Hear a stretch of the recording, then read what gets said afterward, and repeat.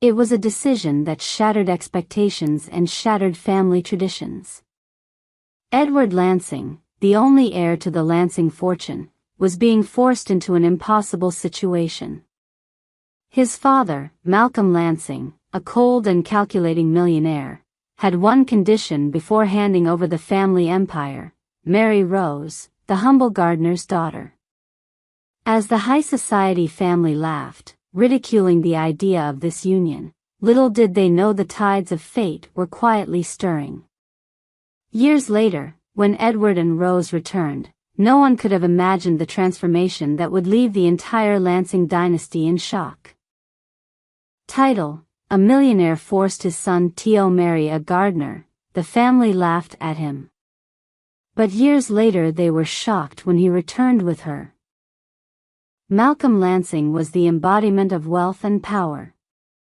He had spent his entire life building an empire, turning Lansing Industries into one of the most influential corporations in the world. His ruthless business acumen was matched only by his cold, detached demeanor. To him, success was everything, and weakness was unacceptable. His son Edward, though intelligent and well-educated, had never fully lived up to Malcolm's expectations. Edward was kind, gentle, and had an innate ability to connect with people, qualities that Malcolm saw as a flaw. Malcolm's wife, Eleanor, had passed away years ago, and since then, he had grown even more hardened. He believed Edward was too soft to run the company and feared his son would squander the family fortune. Malcolm decided to take matters into his own hands, devising a plan that would force Edward to either prove himself or walk away from the life of luxury he had always known. It was during the spring, as the lush gardens surrounding the Lansing estate bloomed, that Malcolm first noticed Rose. She was the daughter of the family gardener, William, who had worked for the Lansings for over 2 decades. Rose had recently started helping her father with the estate's grounds. She was quiet, hardworking, and unassuming. But Malcolm saw something in her, a strength that reminded him of his own rise from nothing. He decided she would be the perfect test for his son. One evening, Malcolm called Edward into his study. He spoke coldly and directly, outlining his condition for the transfer of the company. "You want the Lansing Empire, Edward? Then you must prove to me that you have the backbone to make tough decisions. I want you to marry Rose, the gardener's daughter. No arguments. No discussions. If you refuse, you will be cut off from everything: the company, the fortune, the family." Edward was stunned. He had known his father to be ruthless, but this was beyond anything he could have imagined. Marry Rose? A woman he barely knew? He didn't love her, and worse, he didn't even know if she would agree. His father's demand was a trap, an impossible situation designed to test his resolve. Edward's first instinct was to refuse. He had always dreamed of finding love on his own terms, not as part of a twisted business arrangement. But deep down, he knew that his father was serious. If he didn't marry Rose, he would lose everything. For days, Edward wrestled with the decision. He took long walks through the estate, his mind in turmoil. Finally, after a week of sleepless nights, he resolved to speak with Rose. When Edward approached Rose, she was in the garden, trimming the roses with delicate care. He awkwardly explained the situation, half expecting her to be as horrified as he was. But to his surprise, Rose was calm. She listened intently and then, in her quiet, steady voice, agreed to the marriage. "I'll do it," she said simply, with a glint of determination in her eyes that Edward hadn't expected. "I have my reasons." The two were married in a small, private ceremony a week later. The Lansing family was outraged. Edward's uncles, aunts, and cousins scoffed at the idea of him marrying a common gardener. They whispered about how ridiculous it was, how Edward had thrown away his future for a woman beneath him. Even the media caught wind of the scandal, and the gossip columns were filled with mocking headlines about the millionaire's son and the gardener's daughter. But Rose remained unfazed. She carried herself with quiet dignity, refusing to let the cruel words affect her. Edward, on the other hand, struggled with his decision.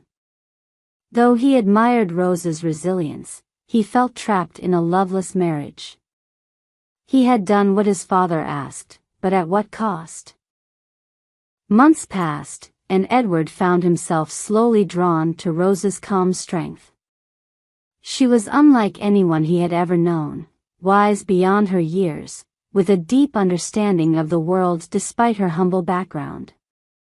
They began to talk more, and Edward discovered that Rose was not only intelligent but also had a sharp wit and a deep sense of compassion. She had dreams of her own, ambitions that went beyond the garden she tended. But Edward's family remained cold and distant. They refused to acknowledge Rose as one of their own, treating her like an outsider. At every family gathering, Rose was met with condescending smiles and snide remarks. Edward's cousins openly mocked her, calling her the gardener's wife and making cruel jokes about her future. Despite the tension, Edward and Rose's relationship began to shift. What had started as a forced arrangement slowly blossomed into something deeper.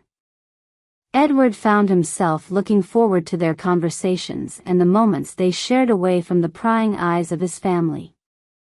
Rose, for her part, never complained about their situation. She took everything in stride, maintaining a quiet grace that both frustrated and fascinated Edward. But just as things seemed to be improving, tragedy struck. William, Rose's father, passed away unexpectedly. Rose was devastated, and for the first time, Edward saw her break down. In her grief, she revealed to Edward the real reason she had agreed to the marriage. She had wanted to provide a better life for her father in his final years. Rose had hoped that by marrying into the Lansing family, she could give William the comfort and security he had never known. Edward was deeply moved. He realized that Rose had made a sacrifice far greater than his own. She had endured the scorn and ridicule of his family for the sake of her father's happiness. In that moment, Edward's feelings for Rose changed. He no longer saw her as the gardener's daughter, but as a strong, selfless woman who had given up everything for the people she loved. As Edward and Rose grew closer, Malcolm watched from the sidelines. He had expected the marriage to break Edward, to force him to walk away from the company and the fortune. But instead, he saw his son becoming stronger, more confident. Edward was no longer the naive young man he had been before. He was making decisions with conviction, standing up for Rose against the family's mockery, and even beginning to take an interest in the business. But Malcolm was not ready to admit defeat. He devised one final test to push Edward to his limits. He announced that he was stepping down as CEO of Lansing Industries and that Edward would be taking over, effective immediately. The catch? Edward would have to prove himself by securing a major deal with a rival company that had eluded Lansing Industries for years. The pressure was immense. Edward had never been involved in the company at this level, and the deal was critical to Lansing's future. But with Rose by his side, Edward faced the challenge head-on. He threw himself into the negotiations, working tirelessly to secure the contract. Rose, who had a keen eye for detail, offered her insights and suggestions, proving to be an invaluable partner. In the end, Edward succeeded. The deal was signed, and Lansing Industries soared to new heights. Malcolm, though reluctant to admit it, was impressed. His son had proven himself not only as a businessman but as a leader. And Rose, the woman he had once dismissed as a mere gardener's daughter, had played a key role in Edward's success. Years passed, and Edward and Rose's marriage flourished. They had built a life together, one founded on mutual respect and love. Edward's family, however, remained distant, still unable to accept Rose as one of their own. But that all changed when Edward and Rose returned to the estate for a family gathering, this time with their 2 young children. The Lansing family, expecting to see the same couple they had once ridiculed, were shocked by the transformation. Edward was now a confident, successful CEO, and Rose, once the quiet gardener's daughter, carried herself with the poise and grace of a true matriarch. Their children, a perfect blend of both parents, were a testament to the strength of their union. As Edward and Rose walked into the grand hall, the family's laughter died in their throats. The mocking smiles faded, replaced by expressions of disbelief. The couple they had once scorned had become the very embodiment of everything the Lansing family valued: strength, success, and legacy. Malcolm, now retired and watching from the sidelines, couldn't help but feel a sense of pride. His plan had worked, though not in the way he had intended. He had wanted to break his son, but instead, he had forged a new legacy, one that was stronger, more resilient, and more compassionate than he could have ever imagined. In the end, the family that had laughed at Edward and Rose was left in awe of the couple's strength and love. The Lansing dynasty had been forever changed, not by wealth or power, but by the courage to defy expectations and build a life on their own terms. Edward and Rose's journey from a forced marriage to a true partnership is a tale of resilience, love, and transformation. What began as a test of strength became a story of mutual respect, proving that true power lies not in wealth or status, but in the bonds we forge and the sacrifices we make for those we love.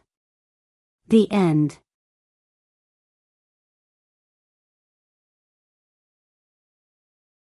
It was a stormy evening when Richard Haynes, a wealthy entrepreneur known for his cold demeanor and distant relationships, left the courthouse after a long day of legal proceedings.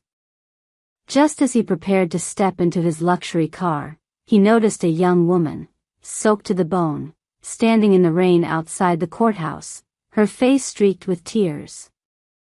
She was heavily pregnant, clutching her belly, as if protecting her unborn child from the cruel world.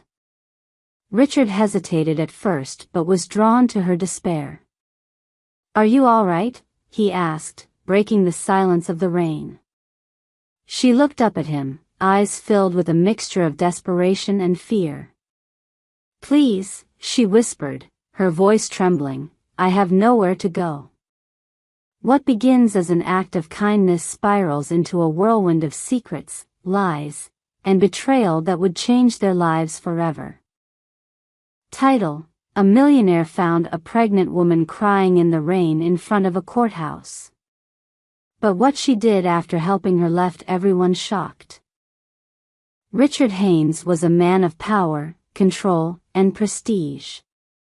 Born into wealth, he took over the family business and turned it into a multi-million-dollar conglomerate, earning him a reputation as a shrewd businessman. He lived in a penthouse with a breathtaking view of the city, drove the finest cars, and had little patience for the trivialities of life. For Richard, everything was transactional, except his late mother, who had passed away years ago, leaving a void he never acknowledged. His relationships were cold and distant, more out of necessity than desire. To the outside world, he was successful, but inside, he was a man locked in an emotional fortress. On this particular evening, Richard had just finished a tense day of court proceedings. He was suing a rival company for breach of contract, and his legal team assured him that victory was near. However, The rain outside mirrored his mood, a sense of growing unease he couldn't quite place. Stepping out of the courthouse, Richard saw her, a woman no older than 30, standing alone in the rain. Her clothes were drenched, and she looked completely lost. The sight of her, vulnerable and heavily pregnant, stirred something inside Richard that he hadn't felt in years: empathy. After approaching her and exchanging a few words, Richard learned that her name was Emily. She had been abandoned by her partner, who left her with nothing. The courthouse had denied her legal aid for her case, and she was now utterly destitute. The rain seemed to drown out her hope as she stood shivering, unsure of what to do next. Despite his better judgment, Richard offered her a ride home. But when she admitted she had no home to go to, he made a snap decision. He would help her, at least for the night. It was the least he could do. Back at Richard's lavish penthouse, he urged Emily to shower and change into some dry clothes. He had a guest room prepared for her and offered her food, though she seemed too exhausted to eat much. As they sat in the warm light of the dining room, Emily opened up about her life, though with great reluctance. She had once been a small-town girl with big dreams. She moved to the city for a fresh start, met a man who swept her off her feet, and for a time, it felt like her life was perfect. But when she got pregnant, her partner grew distant, eventually leaving her with nothing but shattered dreams. She had no family to turn to, and her financial situation spiraled out of control. Desperation had brought her to the courthouse, hoping for legal assistance to retrieve funds her ex had taken from her. But the legal system had failed her. As she spoke, Richard noticed something peculiar. Though Emily seemed genuine in her distress, there were gaps in her story, things that didn't quite add up. She was evasive when it came to details about her ex, and her eyes darted around nervously whenever she spoke of her past. Over the next few days, Richard allowed Emily to stay with him as she figured out her next steps. Though she was grateful, something about her story continued to bother him. Richard, ever the pragmatic businessman, decided to do some digging into Emily's background. He hired a private investigator to look into her past, believing that there was more to her story than she was letting on. Meanwhile, Emily seemed to grow more comfortable in his home. She helped around the house, cooked meals, and even expressed a desire to repay Richard for his kindness once she got back on her feet. However, Richard couldn't shake the feeling that Emily was hiding something. Then came the first twist. The private investigator returned with shocking news. Emily had been involved in several lawsuits before, each time with different men, and each time the men had disappeared mysteriously after the cases were dismissed. It seemed Emily had a pattern of manipulating wealthy men into helping her, only for them to vanish without a trace. Armed with this information, Richard confronted Emily. He demanded to know the truth. At first, she denied everything, insisting that the investigator was wrong. But as Richard pressed her, her demeanor shifted. She became defensive, then tearful, and finally, she admitted that she hadn't been entirely honest. Emily revealed that while it was true her ex had left her, the circumstances were far more complicated. She had been in a relationship with a dangerous man, a criminal who had used her as a pawn in his illegal dealings. When she got pregnant, she tried to leave him, but he threatened her life. She went to the courthouse in a last-ditch effort to gain protection, but without proof, no one believed her. Richard was skeptical. Was this yet another lie? Or was Emily truly a victim in all of this? Despite his doubts, he couldn't turn her away. Not when she was so vulnerable and pregnant. As Richard struggled with his growing suspicions, another twist occurred. One night, while Emily was asleep, Richard received an unexpected visitor, a man claiming to be Emily's ex. He was rough around the edges, with a menacing presence that set Richard on edge. The man demanded to see Emily, but Richard refused. The ex, in turn, revealed another shocking detail. Emily wasn't just running from him. She was running from a dangerous criminal syndicate that had ties to her past. She had stolen something valuable from them, something that could get her, Richard, and the unborn child killed. Richard was furious. How much of what Emily had told him was true? He confronted her again, and this time, Emily broke down completely. She admitted that she had taken a large sum of money from her ex, hoping to escape and start a new life. The ex had been involved in human trafficking, and Emily had tried to expose him, but it had all gone wrong. Now, she was being hunted by his associates, and she had nowhere left to turn. Richard was faced with an impossible decision. Emily had lied to him repeatedly, but she was also in real danger. The criminal syndicate was powerful, and they would stop at nothing to retrieve what Emily had stolen. The tension in the penthouse was palpable as Richard tried to figure out his next move. One night, as the rain continued to pour outside, the situation reached its breaking point. The men who were after Emily tracked her down to Richard's penthouse. They broke in, and a violent confrontation ensued. Richard, who had always prided himself on being able to control any situation, found himself overwhelmed.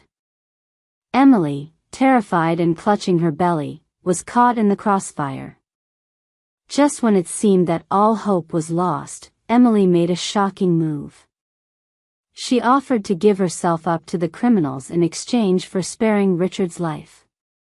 She revealed that the money she had stolen was hidden in a safe place, but only she knew the code. Her bravery stunned Richard, who realized that beneath all the lies, there was a woman willing to sacrifice herself for others. In a final act of desperation, Richard managed to outsmart the criminals by negotiating a deal. He would return the money in exchange for Emily's safety. Though the criminals were reluctant, they agreed, seeing that Richard had the resources to back up his offer. With the danger finally over, Richard and Emily were left to pick up the pieces. In the aftermath, Emily gave birth to a healthy baby girl. She and Richard, having survived the ordeal, began to rebuild their lives. Though their relationship was complex, built on lies, betrayal, and tragedy, it was also one of survival and redemption. Emily had proven that even in the darkest of circumstances, there was a glimmer of hope. As the rain finally cleared, Richard looked out over the city from his penthouse, holding the child in his arms. He realized that for the first time in years, he felt something he thought he'd lost, a connection, a purpose, and perhaps even the possibility of love. Months later, Emily and Richard continued to live together, though not as lovers, but as two people forever bound by the events that had transpired. Richard had taken on the role of protector for Emily and her daughter, while Emily slowly rebuilt her life, determined to make a better future for her child. And as for the criminals, they were never seen again. Rumor had it that they had been dealt with by someone even more dangerous than they were, a figure from Richard's past who had quietly ensured their disappearance. But Richard never spoke of it, and Emily never asked. In the end, both had found their own form of redemption. For Richard, it was learning to care again. For Emily, it was escaping the shadows of her past. And for the little girl born into a world of chaos, it was the beginning of a new life, one where she would never have to stand alone in the rain. The end.